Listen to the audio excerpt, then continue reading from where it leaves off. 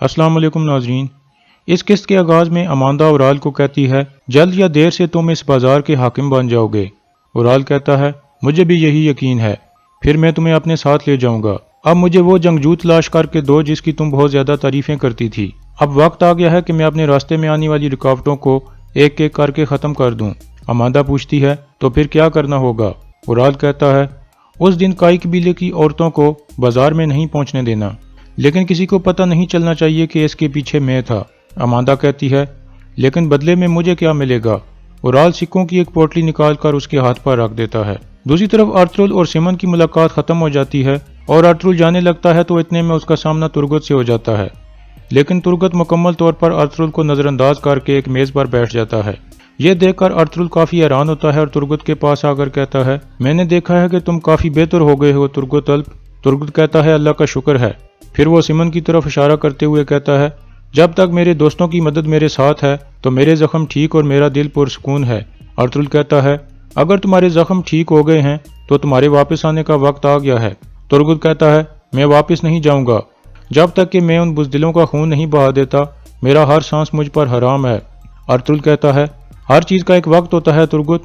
तुर्गत कहता है, मैं जिन अर्तुल साहब को जानता हूँ वो तो हमारा बदला ज़रूर लेते, लेकिन अब हर चीज़ के लिए वो सही वक्त देखते हैं। अब से आप हुक्मरानी करो और मैं शिकार करूंगा अर्तुल साहब। अर्तुल कहता है, जल्द ठीक हो जाओ और होश में आ जाओ। ये जान लो कि मैं अपने सिपाहियों का बदला ज़रूर लूंगा।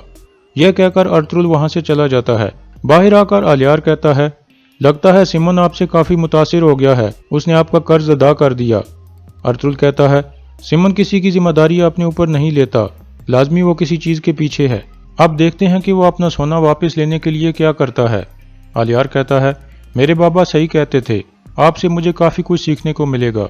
अर्तुल कहता है, शुक्रिया। इसके बाद आलियार वहाँ से चला जाता है। इतने में सिमन का साथी पैतरोस वहाँ पहुँचता है और सलाम करने के बाद कहता है, अर्तुल साहब, मैं आपके कबीले में आना चाहता हूँ और दूध, गोश्त और मक्खन वगैरह खरीदना चाहता हूँ। अर्तुल कहता है, तुम किसी भी वक्त आ सकते हो ताजिर हसन। पैतरोस कहता है, शुक्रिया, और वहाँ से चला जाता है। दूसरी तरफ सिमन अपने खास आदमियों को कह रहा था, हमें लाजमी बात करनी होगी। फिर वो तुर्गत के साथ वाले कमरे में दाखिल हो जाते हैं। तुर्गत दीवार के साथ कान लगाकर सुनने लगता है। फिलिप तहखाने का दरवाज़ा खोलता है और सब अंदर चले जाते हैं। तुर्गत को भी शक हो जाता है कि वो कहाँ जा रहे हैं। तहखाने में पहुंचकर मारिया कहती है, अर्तुल औरतों की हिफाजत के बहाने अपने आदमी बाजार में तैनात कर देगा, क्या ये हमारे लिए खतरनाक नहीं है? सिमन कहता है, मेरे ख्याल में अर्तुल सुल्तान का जासूस नहीं है। मुझे अपना मिशन पूरा करने के लिए उसकी और उसके आदमियों की ज़रूरत है। हमें लाजमी उसका एतमाद हासिल करना होगा। हमें तुर्कों को एक दूसरे के खिलाफ करना होगा और इस मकसद के लिए मैं उराल का शौक और अर्तुल की बहादुरी का इस्तेमाल करूंगा और बाकी काम हमारी फौज के लिए आसान हो जाएगा। दूसरी तरफ उराल आलियार को कहता है, तुमने अर्तुल का साथ देकर गलत किया है। जिस पर आलियार उसे समझाने की कोशिश करता है और कहता है कि दोबारा कोई ऐसी गलती मत करना भाई, आपकी पहली गलती को बाबा ने बहुत मुश्किल से छुपाया है। लेकिन उराल अपनी बात पर कायम रहता है। रात को काई कबीले में अर्तुल हाइमा खातून को सिमन के साथ होने वाले मायदे के बारे में बताता है। हाइमा खातून कहती हैं, यह तो बहुत अच्छा हुआ कि औरतों की हिफाजत हमारे सिपाही करेंगे। फिर अर्तुल कहता है, मैं जानता हूँ कि सिमन ही बाप्तिज याया है, लेकिन जब तक मैं ये ना जान लूँ कि उसके पीछे कौन है तब तक ये खेल जारी रखना होगा। हकीम अर्तुक पूछता है, तुर्गत अल्प दुश्मनों के साथ मिल गया है, उसका क्या करेंगे? अर्तुल कहता है, मैं जिस तुर्गत को जानता हूँ वो एक खेल खेल रहा है, वरना मैं उधर ही उसकी जान ले लेता, क्योंकि मैं हर चीज नजरअंदाज कर सकता हूँ लेकिन गद्दारी नहीं। दूसरी तरफ मारिया तुर्गत को कहती है, मैं तुम्हें बताना चाहती हूँ कि तुम मेरे या मेरे भाई के ऊपर कोई बोझ नहीं हो। तुर्गत कहता है, इतने दिनों से तुमने मेरा साथ दिया मारिया, लेकिन मैं मजीद तुम पर बोझ नहीं बनना चाहता। मैं कल चला जाऊंगा। मारिया पूछती है, तुम कहाँ जाओगे? तुमने कबीले जाने से इनकार कर दिया है, तुम्हारा कोई नहीं है। तुर्गत कहता है, तुम परेशान मत हो, मैं अपना ख्याल रख सकता हूँ।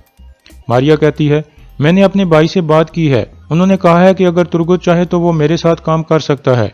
हम मुख्तलिफ जगहों पर रकम वसूल करने जाते हैं तो रास्ते में डाकुओं से हमारा सामना हो जाता है, इसलिए तुम जैसे जंगजू की उन्हें ज़रूरत है। बराए मेहरबानी आप मत जाओ। तुर्गत कहता है, ठीक है, मैं नहीं जाऊंगा। यह सुनकर मारिया बहुत खुश हो जाती है और तुर्गत के मुंह पर एक बोसा दे देती है। फिर कहती है, मेरा भाई ये सुनकर बहुत खुश होगा। यह कहकर वो बाहर निकल जाती है और साथ वाले कमरे में जाकर तहखाने का खुफिया दरवाजा खोलती है और अंदर जाकर दोबारा दरवाजा बंद कर देती है। तुर्गत भी कान लगाकर सुन रहा था। थोड़ी देर बाद वो भी अपने कमरे से निकलता है और साथ वाले कमरे में घुस जाता है और उस कमरे में कोई खुफिया दरवाजा तलाश करने लगता है। इतने में एक लकड़ी पर पानी पड़ा हुआ देखता है तो सारा खेल समझ जाता है। इसके बाद वो भी आग पर पानी डालता है और अंदर एक जंजीर देख लेता है। फिर वो जंजीर खींचता है तो दरवाजा खुल जाता है। तहखाने के अंदर जाकर मारिया देखती है कि एक पैगाम रसां कबूतर वहां आया हुआ था। मारिया उसके पांव से खत उतार कर पढ़ने लगती है। इतने में तुर्गत भी अंदर आ चुका था और छुपकर एक तरफ बैठ जाता है। इतने में सिमन और फिलिप भी मारिया के पास पहुंच जाते हैं। मारिया कहती है, कोनिया से जिस खबर का आपको इंतजार था वो आ गई है। अबू निकाश का खत आया है, वो आपसे मिलना चाहता है। सिमन पूछता है, तुर्गत का क्या हुआ? मारिया कहती है, वो आपके लिए काम करने पर रजामंद हो गया है। सिमन कहता है, अच्छा है, तुम और फिलिप दोनों मिलकर उसकी तरबियत करोगे। कल वो जाकर हमारी पहली वसूली करेगा ताकि उसे काम की समझ आए। फिर सिमन और फिलिप वहां से चले जाते हैं और मारिया भी खत रखकर दूसरी तरफ चली जाती है। फिर तुर्गत निकलकर बाहर आता है और वो खत और उसके साथ मौजूद आला उठा लेता है जो खत पढ़ने के लिए जरूरी था और कहता है, तो कोनिया में मौजूद जासूस अबू निकाश है। दूसरी तरफ जानदार कहता है, अब हमारे लिए यही बेहतर है कि हम अर्तुगरुल के साथ मिलकर ज्यादा ताकतवर हो जाएं, लेकिन तुम दोनों चोलपन और उराल पर कड़ी नजर रखो। इतने में बातूहान वहां आता है। आलियार और असलहान उठकर चले जाते हैं। बातूहान कहता है, सरदार आपने बुलाया था, खैर है? जानदार कहता है, क्या तुम्हारा मालिक उराल कुछ करने वाला है?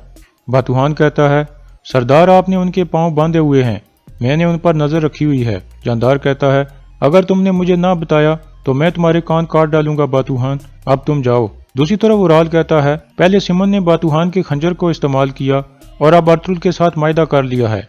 ये सारे खेल के पीछे सिमन है। चोलपन कहती है, वो एक ताजिर है, उसे सिर्फ सोना चाहिए, वो ऐसा क्यों करेगा? उराल कहता है, इसका मैं पता लगाऊंगा चोलपन। इतने में बातूहान वहां आता है।